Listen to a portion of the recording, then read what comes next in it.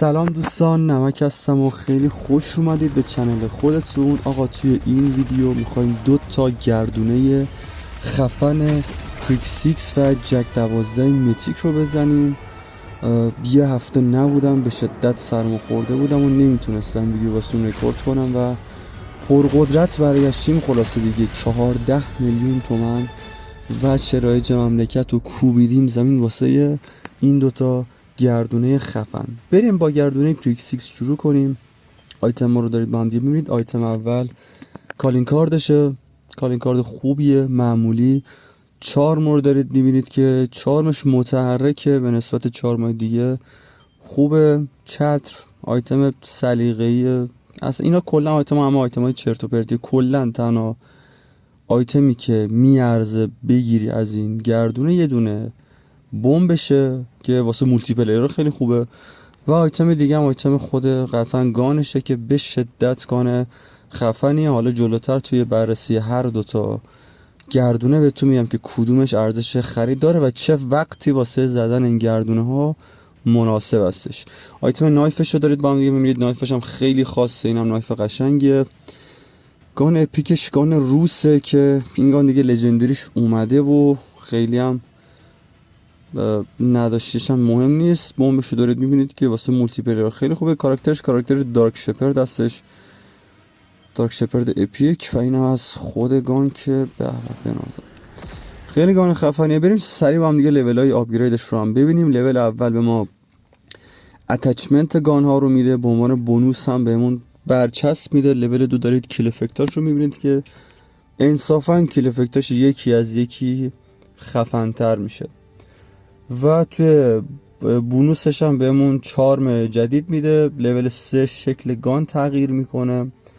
مدال ها و فریم کالین کارد رو میده. لیول 4 تیرای لیزریش باز میشه که به شدت خفنه و بونوسش هم که کیل مسیج بهمون میده. لیول 5 شکل و فرم نهایی گان رو داریم و اون داستان چوسیای در واقع مولتی پلیر رو شیر کردنش واسه هم تیم‌ها. بریم با هم دیگه گردونه رو بزنیم. من حالا بعد اینکه سی پی رو شارژ کردم 2 تا دورش رو زدم و بعدش یادم اومد که رکورد رو روشن کنم و یه گند دیگه هم سر گردونه جک 12 زدم که حالا به زودی خودتون متوجه میشید. بریم واسه ضربه بعدی 200 سی پی.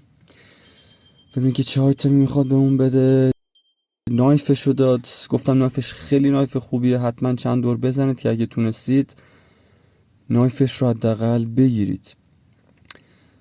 ضربه بعدی بهمون بومش رو داد. این هم آیتم خوبیه ولی واسه مولتی پلیر اصلا تو بتل همچین بمبی رو نداریم. بریم واسه دور بعدی که چاپرش رو داد. تم چاپرش قشنگه، چاپرش رو خیلی دوست دارم. آیتم بعدی به ما کاراکتر رو نه یه آیتم دنس داره. دنس واسه حواسم نبود. دنس گان رو هم میگیریم. 1300 تا سی پی 100% کاراکتر و 2300 تا سی پی هم که از آخر بهمون باید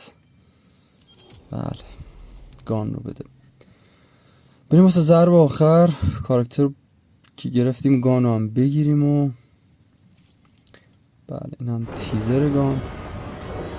خیلی گان خفنه. اینو حتما حالا بزنید گردونه‌شو. جلوتر حتما بهتون میگم که کی این گردونه رو بزنید که ضرر نکنید. من حالا الان چون گردونه زدم نیاز بودش که محتوا رو تولید کنم و دیگه لازم بود. فول آپگرید کردنشو بهتون حالا نشون نمیدم ولی جلوتر توی کار با اون تو بخش مود تمرینی میبینید حالا تیرای لیزری و همه این داستاناشو.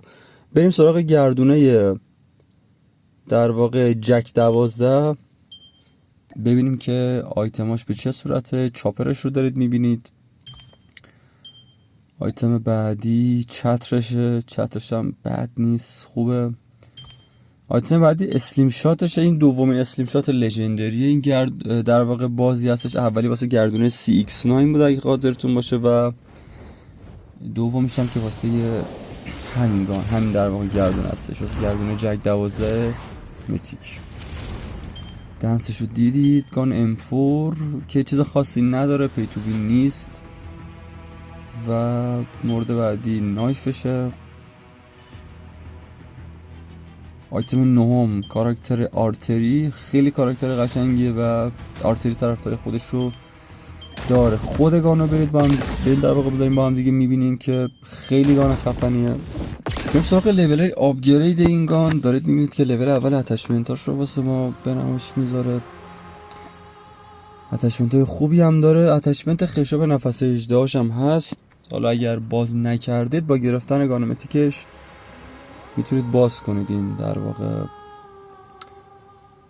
اتچمنت خشاب. و لول 2 کیل افکتور رو دیدید. لول 3 شکل گان تغییر میکنه. مدالا و فریم کالین کارت. لول 4 تیرای لیزری و کیل مسیج، خیلی کیل مسیجش قشنگه. لول 5 فرم نهایی، تیر شمار و قابلیت شیر گان در بخش مولتی پلیر. حالا الان دارید میبینید سوتی عجیبی که من دارم که زدن گانو اصلا یادم رفته بود رکورد کنم و چقدر فشار خوردم. زر اینقدر خود جورتر گیم پلی این گانو واسهتون گذاشتم. دنس یا همون اینسپکشن گان کریک 6 رو میبینید که خیلی انصافا قشنگه. این سراغ تیرای لیزریش رو ببینید، خدایی خفنه. و کیل افکتاش هم میبینید که آپگرید شده و خیلی کیل افکتاش قشنگه.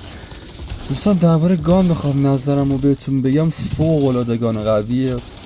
اتچمنت های خفن خودش رو داره، مازل مخصوص خودش رو داره و آندر برلاش رو هم همینطور. اتچمنت در واقع گانیه که خیلی میتونید باش اتچمنت های خاص و خفن بچینید و میشه گفت از اون گانایی که میتونه با 100% رقابت کنه. بریم سراغ گان بعدی، گان جک 12 که اینسپکشنش رو دارید میبینید. در خصوص ارزش خرید گانا من همین الان بهتون بگم هر دوتا گان طبق بازی که باشون کردم ارزش خریدشون خیلی بالاست.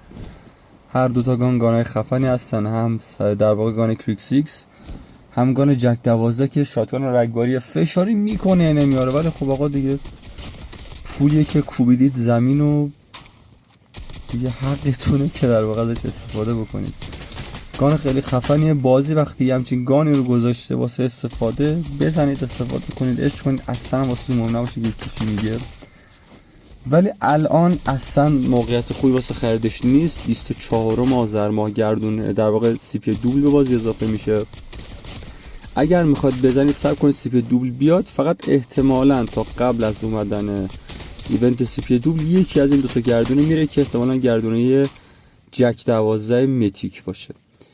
و اینم از حالا این ویدیو. دوستان خیلی ممنونم که ویدیو رو تا اینجا تماشا کردید. نظراتم در خصوص هر دو گام بهتون گفتم و تاریخ زدنش رو هم بهتون گفتم.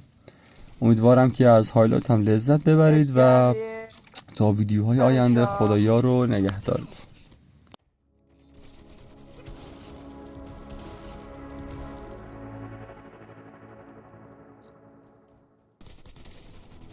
Fotoğrafı bilen.